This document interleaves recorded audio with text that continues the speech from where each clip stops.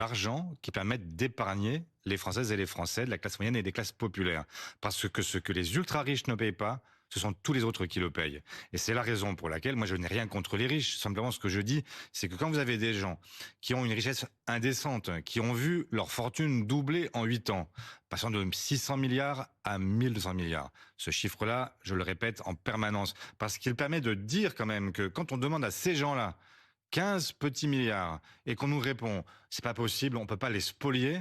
Mais de quoi parle-t-on? Quand je vois que le MEDEF fait semblant de dire que ce sont les entreprises qui sont visées alors qu'on vise en réalité des très gros patrimoines, je le rappelle, supérieurs à 100 millions d'euros, qui se verraient prélever l'équivalent de 2% de leur patrimoine chaque année, patrimoine qui leur rapporte en moyenne de 10 à 12% chaque année. Donc ça veut dire qu'on le propos n'est pas de réduire leur richesse, mais de faire en sorte qu'ils s'enrichissent moins vite désormais.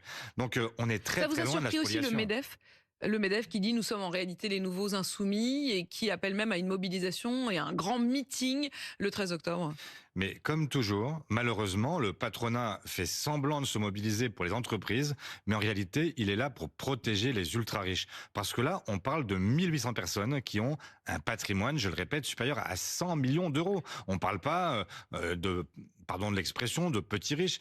Le problème, c'est que même avec ce que nous avons fait nous-mêmes avec l'ISF, qu'est-ce qu'on faisait? On attrapait les petits riches, mais les ultra riches, eux, échappaient à l'impôt. Et donc, c'était tout l'objectif, c'est tout l'objectif de la taxe Zuckman, c'est effectivement de faire en sorte que En ce fait, soit vous ceux reconnaissez qui vous-même sont... que l'ISF était pas très bien ficelé.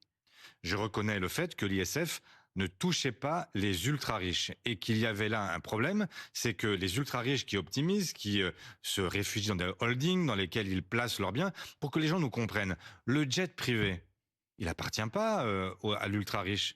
Il Donc il n'est pas appartient à la taxé parce société. qu'il ne Il n'est fait pas pas taxé. partie de son Bien patrimoine. sûr, de la même façon que tel particulier, que le yacht, etc. Tout ça est complètement exclu en réalité de ce qu'est le patrimoine reconnu de l'ultra riche.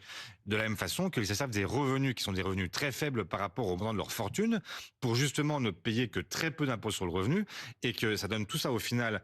On en a un impôt en France qui est normalement progressif. Plus vous êtes riche, plus vous payez. Eh bien, avec les ultra riches, c'est l'inverse. Il est dégressif.